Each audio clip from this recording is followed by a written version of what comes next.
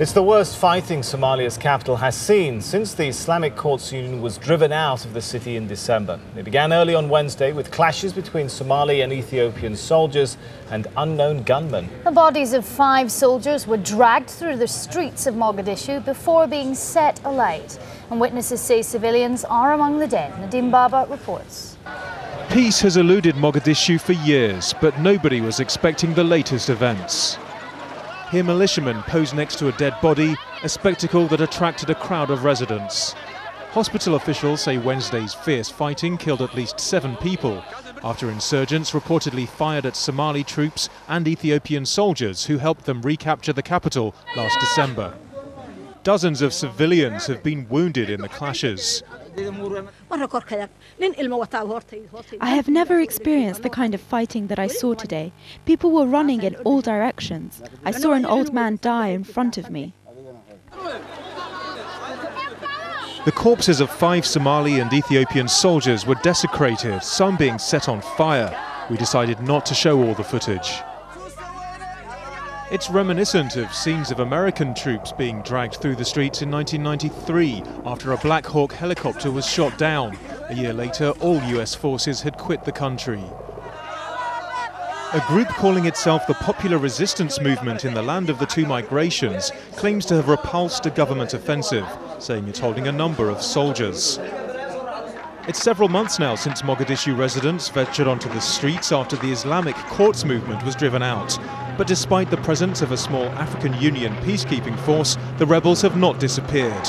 Everyday mortars and rocket-propelled grenades target Somali forces and their Ethiopian allies, regarded by much of the population as invaders. Nadim Baba, Al Jazeera. Thousands of lawyers have been holding rallies across Pakistan in continuing protests at the suspension of the country's top judge. The dispute is now threatening to overshadow forthcoming elections and is presenting President Pervez Musharraf with what amounts to his biggest political challenge to date. Al Jazeera's Kamal Haider reports from Islamabad. Heavy rain in Islamabad meant the turnout of protesters was low, but their spirits were not dampened. The demonstration is growing by the hour. More and more people are coming in. Lawyers are expected in a little while also. But already the turnout from the opposition's point of view, impressive. Across the country, a steady wave of protest is gathering pace. Many politicians now feel they may be able to challenge the rule of General Musharraf. Musharraf underestimated. He felt that like with Abdul Qadir Khan and like with that Prime Minister Zafrullah Jamali, he would be able to get away with it by just coercing them to resign. They resigned, so he thought he'd be able to make the Chief Justice resign too. But the Chief Justice taking a stand has mobilized the whole country. Lawyers and political parties have a common message, and it is loud and clear. Go Musharraf, go, and friends of Bush are traitors. The signs are the government is ready for a confrontation. All protests take place under the watchful eyes of the security forces, armed with assault rifles and tear gas guns. The opposition is already promising a bigger show when the Chief Justice sacked by General Musharraf is brought before the Judicial Council on the 3rd of April. People's enthusiasm shows that there will be a much larger gathering here on 3rd of April. No one knows what route the country's future is likely to take. Emotions are already running high. These people want an end to military rule. But there are no signs General Musharraf is ready to relinquish his hold on power. Kamal Haider, Al Jazeera, Islamabad. Fighting has intensified in Sri Lanka. At least 17 people have been killed in the latest round of violence. The Sri Lankan military says it bombed 2 Tamil Tiger positions in the volatile east of the country, but gave no details of casualties. This follows overnight fighting in the Batticaloa district, in which at least 8 Tamil Tigers and 4 government soldiers were killed. The army also says it killed 5 rebels in the northern Jaffna Peninsula. There are signs that the Western diplomatic boycott of the new Palestinian government is softening. Yes, envoys from both the European Union and the United Nations have been meeting the new Palestinian finance and foreign ministers. Owen Fay as the latest on the diplomatic manoeuvrings. This latest intensification of diplomacy was made clear when a senior U.S. diplomat and a member of the new Palestinian Unity government met earlier this week. Wallace explained to Al Jazeera why the meeting went ahead. In order to advance this vision that President Bush has articulated of a Palestinian state living in peace side by side with Israel. That's something we very much want to move forward on, and we're going to be working closely with the Palestinians to make that possible. Which helps explain why there is such significant movement all of a sudden. Norway's deputy foreign minister, meeting with Ismail Haniyeh, means Norway became the first Western nation to recognize the new government. The European envoy held talks with the Palestinian foreign minister. Austria has invited the foreign minister to Vienna. And France is calling for continued aid to the Palestinian government.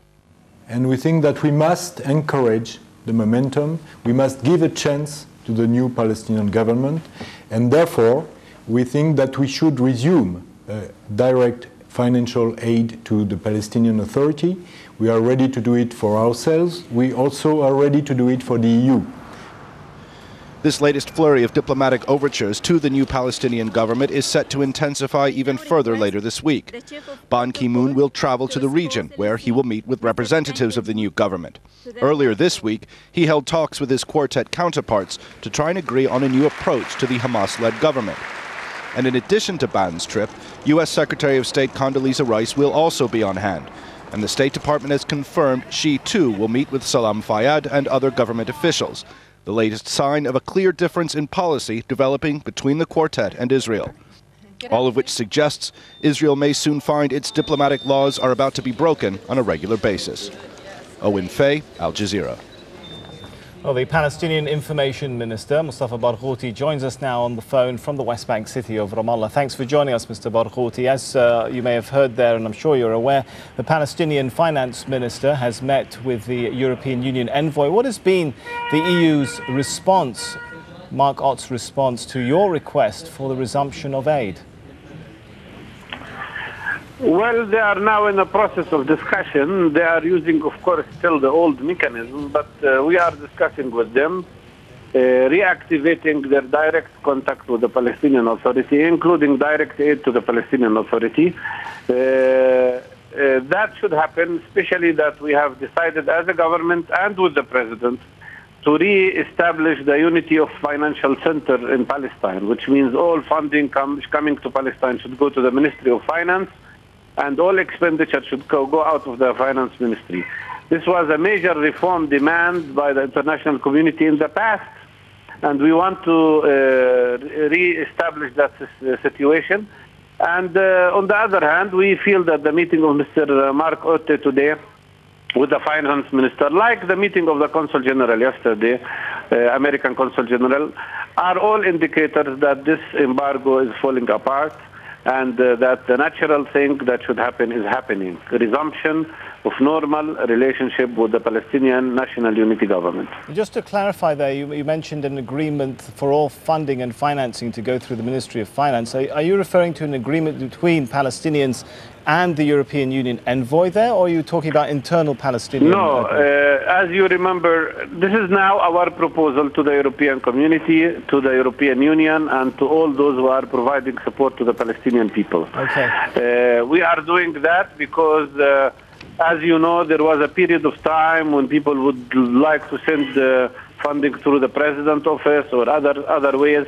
At the time of the previous government. Now there is no need for that because this government represents 96% of the Palestinian electorate, and it is a government of the President. It's a government in total consistency with a unified policy, and there is no need for not cooperating with this government. And as you can see, the Israeli position is a stubborn position, but it reflects serious confusion. Okay, sorry to interrupt you, Mr. Barghouti, but given that the European Union still classifies Hamas as a terrorist organization, any signs and any concern on your part that perhaps the resumption of direct aid to the government might come with strings attached, strings whether it be by bypassing Hamas ministries or in any sense controlling how you spend the money that does come your way? No, the money will be spent in a totally transparent manner in accordance to the indicated conditions for any particular aid. So there is no need to have that fear. Second, this is not Hamas government, nor Fatah government. This is the Palestinian People's Government. It's a national coalition government.